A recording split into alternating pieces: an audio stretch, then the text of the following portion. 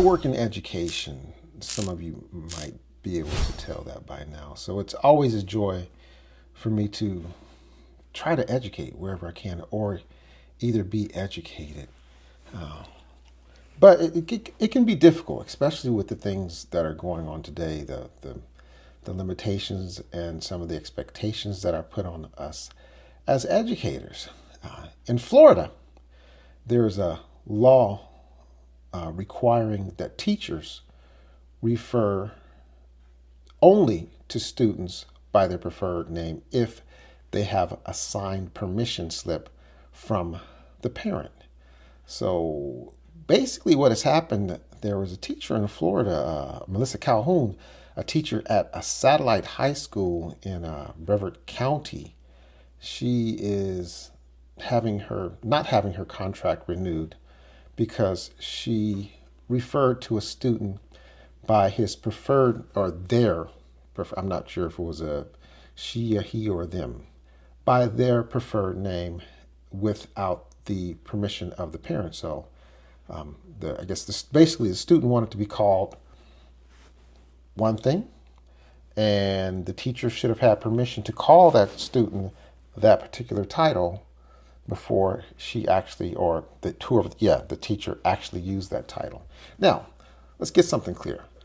I am not Democrat. I am not Republican. I basically choose to make the decisions based upon what makes sense. I'm a bit old school, so you cannot pigeonhole me. People like to try to pigeonhole me, but you can't do that because I try to use sense, my sensibility. If something is dumb, it's dumb. It doesn't matter whether it's Republican or Democrat.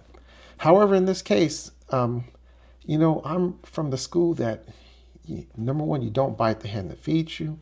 Number two, look, I'm paying the bills in this house. And I mean, this is not inflicting upon a minor's right to liberty or justice if I chose to name my child whatever, then that's what they should be called until which time that they can leave my household, be an independent minor, not a dependent minor, and they can go down and have their name changed to whatever they would like it to be, whether it's towel or rock or water or whatever.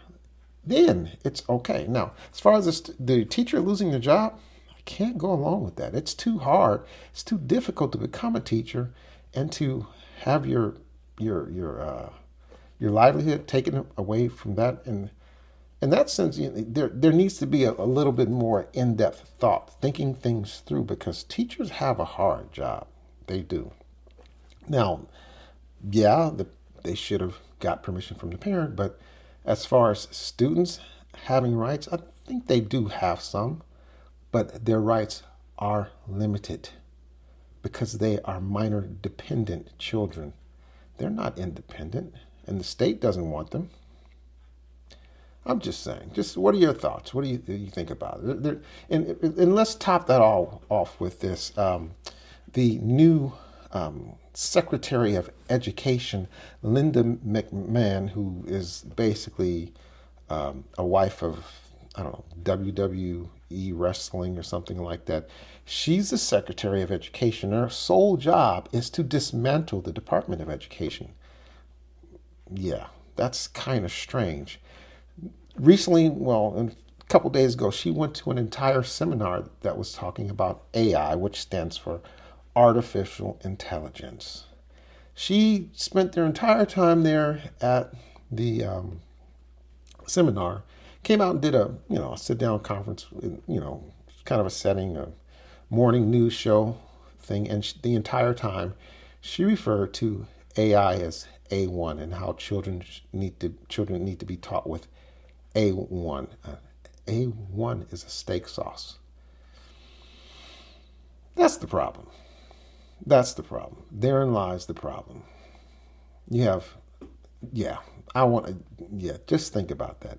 A1. She's supposed to be leading the Department of Education, and she can't figure out the difference between A1 steak sauce, which is stands for A1. I'm not sure what that means, but I do for sure know what artificial intelligence stands for, and it's a whole lot more intelligent than the lady whose job is to dismantle the Department of Education. And sometimes it can be more intelligent than some of the decisions that we make. So for the teacher, stand strong. For the parent, I believe you should stand your ground. For the student, I think you need to wait till you grow up a little bit more. Then you can be a little feisty about how you would like to be referred to. We'll see you next time.